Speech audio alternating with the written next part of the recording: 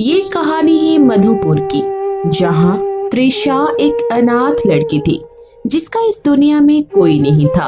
वो अनाथ आश्रम में रहती थी और वहीं रहकर अपनी पढ़ाई पूरी करती है। त्रिशा पढ़ाई में बहुत अच्छी थी। एक दिन अनाथ आश्रम के ओनर त्रिशा से कहते हैं, त्रिशा, तुम पढ़ाई में इतनी अच्छी हो कि मैं तुम्हें स्कॉलरशिप देने की सोच रहा हूँ, जिससे तुम्हें आगे की पढ़ाई पूरी कर सको। तुम अगर आगे बढ़ना चाहती हो तो तुम्हें इस स्कॉलरशिप की बहुत ज़रूरत है, जिसके बाद तुम्हारी शहर में सबसे बड़ी कॉलेज में एडमिशन हो जाएगी। जी सर, मैं आगे की पढ़ाई करना चाहती हूँ। भले ही भगवान ने मुझे अनाथ भेजा हो, लेकिन मैं पढ़ लिख कर कुछ बनना चाहती हूँ ताकि मेरे जैसे अनाथ बच्चों की मैं मदद कर सकूं और उन्हें बता सकूं कि अनाथ होना कोई बुरी बात नहीं है। हम अपनी किस्मत खुद से बनाते हैं। इसलिए मैं आगे की पढ़ाई के लिए तैयार हूँ और मैं आगे पढ़ाई जरूर करूँगी। मुझे कुछ करके दिखाना है। त्रिशा कॉलेज जाना शुरू कर देती है और दिल लगाकर पढ़ाई करती है। उसके सारे प्रोफेसर उससे बहुत खुश थे। सबको लगता था कि त्रिशा एक दिन कुछ न कुछ करके दिखाएगी। एक दिन त्रिशा के कॉलेज में शेखर नाम का लड़का आता है। शेखर को देखकर सब लड़कियां पागल सी हो जाती है और शेखर त्रिशा को देखकर अपने मन में सोचता है, यार कितनी सुंदर लड़की है, इसे तो मैं अपना बना कर ही रहूंगा। फिर वो उस दिन के बाद से त्रिशा को फॉलो करता है। एक दिन वो त्रिशा से कॉलेज में मिलता है और उसे कहता है, त्रिशा, मैंने जब से तुम्हें देखा है मैंने तुम्हें पसंद करने लगा हूँ और तुमसे शादी करना चाहता हूँ, लेकिन उसके पहले मैं अपने पैरों पर खड़ा होना चाहता हूँ। मुझे तुम बहुत पसंद हो, क्या तुम भी मुझे पसंद करती हो? देखो, मैंने तुम्हें आज से पहले कभी भी नहीं देखा है और प्यार के लिए मेरी जिंदगी में कोई जगह नहीं है। मैं एक अनाथ लड़की हूँ। मैंने इस कॉलेज में एडमिशन पाने के लिए बहुत मेहनत की है और वैसे ही मेहनत करके मैं आगे बढ़ना चाहती हूँ, कुछ करना चाहती हूँ। अगर मैं प्यार के चक्कर में पड़ गई तो मेरी जिंदगी खराब हो जाएगी और मैं कुछ करने के काबिल नहीं रहूंगी। इसलिए मैं इस चक्र से दूर रहना चाहती हूँ और आपसे भी रिक्वेस्ट करती हूँ कि आप प्लीज मेरे बारे में सोचना बंद कर दीजिए। शेखर को त्रिशा की बात बिल्कुल अच्छी नहीं लगती और वो अक्सर त्रिशा से मिलकर अपने प्यार का इजहार करने लगता है, लेकिन त्रिशा उसे हमेशा मना कर देती है। एक दिन शेखर अपने दोस्तों के साथ प्लान बनाता है, यार आज कुछ भी करके मुझे उस लड़की को हासिल करना है। उसने मेरी प्यार को ठुकरा है।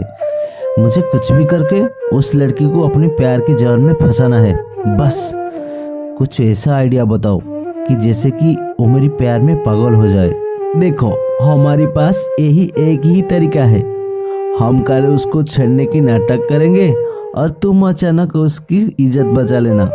वो तुझे एक अच्छा इंसान समझकर वो तुझसे दोस्ती भी करेगी और धीरे धीरे तुझसे प्यार भी करने लगेगी।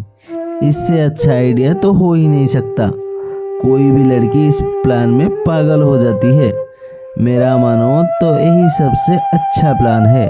हाँ भाई, तुम ठीक बोल रही हो। शेखर और उसके दोस्त वही प्लान बनाते हैं। फिर वह त्रिशा को रोकते हैं और उसके साथ छेड़छाड़ करने की कोशिश करते हैं और शेखर उसे बचाता है। यह देखकर त्रिशा खुश हो जाती है और उसे गले लगा लेती है और उसे दोस्ती कर लेती है। फिर वो दोनों अक्सर बातें करने लगे। एक दिन शेखर त्रिशा से कहता है, त्रिशा, मैं तुम्हारे बिना नहीं रह सकता। हम पढ़ाई करते रहेंगे, लेकिन मैं तुम्हें शादी करना चाहता हूँ। अभी इसी वक्त तुम्हें अपना बनाना चाहता हूँ। हम दोनों का भी एक अलग परिवार होगा। शेखर, मैं भी तुम्हारी बनना चाहती हूँ, क्योंकि मैंने हमेशा से अनाथालय में जिंदगी जी है। मेरा दुनिया में कोई नहीं है।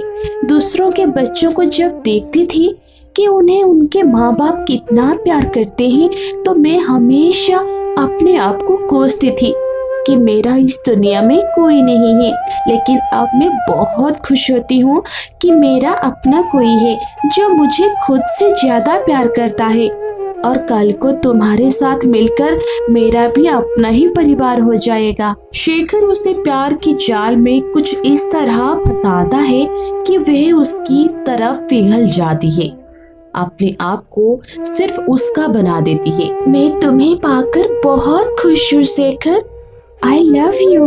त्रिशा को लगता था कि वो पूरी हो गई, लेकिन ऐसा नहीं था। अगले दिन त्रिशा कॉलेज जाती है और शेखर को ढूंढती है। शेखर उसे कहीं नहीं मिलता। उसके सारे दोस्तों से बोलती है। शेखर कॉलेज बंद करके चला जाता है। फिर त्रिशा उसके घर भी जाती है तो शेखर उसे वहां भी नहीं मिलता। कुछ ही हफ्तों बाद उसे पता चलता है कि वो माँ बनने वाली है। यही सोच सोच कर वो पागल हो जाती है कि लोग उसे अनाथ तो कहते ही थी, उसकी माँ बाप का नहीं पता था। कल को उसके बच्चे को भी सब गंदे नाले का कीड़ा ही बोलेंगे। उसे ये सदमा बर्दाश्त नहीं होता और वो पागल हो जाती है। लोग उसे मारने पीटने लगते हैं, उसे पागल पागल चिल्लाते हैं। उसे कुछ समझ नहीं आता था। वो सिर्फ शेखर का इंतजार करती थी और वे ही चिल्लाती रहती थी, मेरा शेखर आएगा, मेरा शेखर आएगा। लोग उसे पत्थर भी मारते हैं।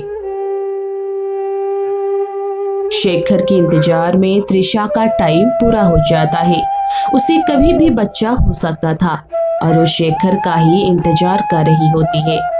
एक दिन शेखर सड़क के किनारे उसे बैठे देखता है और उसे पहचानने की कोशिश करता है और उसे कहता है, त्रिशा, तुम यहाँ क्या कर रही हो और तुम्हारी ये हालत कैसे हो गई?